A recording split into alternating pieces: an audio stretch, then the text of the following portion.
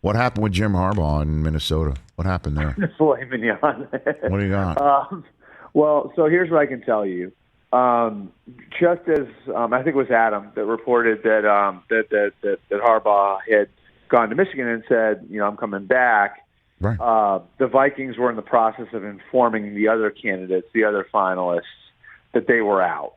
And so, I think at that point they were sort of wrapping up their process, and Jim was the last interview.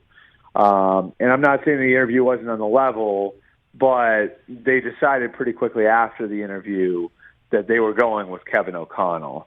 And so, my feeling was, and my feeling has been, that Jim, I think, has always had unfinished business in the NFL, and that getting that close and coming within a goal line stand of winning a Super Bowl, that's always sort of lingered with him and sat with him. And I think he's always felt like I still have something left to accomplish at that level. Last year, as Michigan, was looking at extending him and ultimately decided to try to get him to take the pay cut, he'd sniffed around all the jobs. And I know the Jets and Chargers in particular had feelers put out. There wasn't a ton of interest then. So obviously much more successful this year, beats Ohio State, wins the Big Ten, goes to the playoff.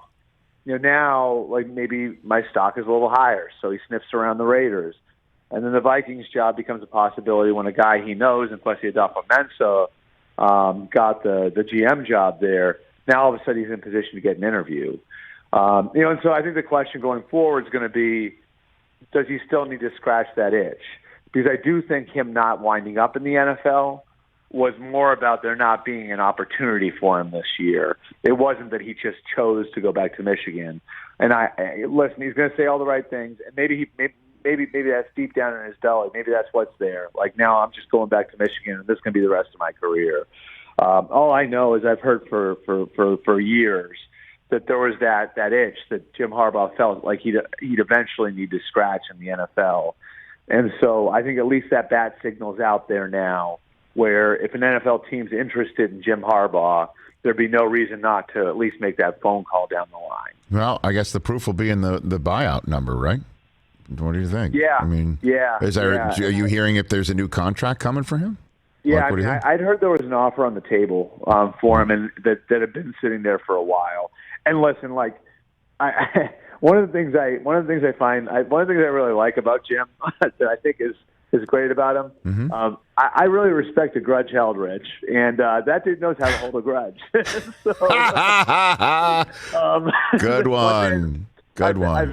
I very much respect that about him, and I do think, like, having to take the pay cut, like, that was hard for him. Like, that was humiliating, and I do think that to some degree, like, and I'm not saying he's mad at the school in general. He's obviously loves his players. He's not mad at his players or the people in the program, but I do think that, like, he held a grudge with the individual people who made him take that pay cut a year ago.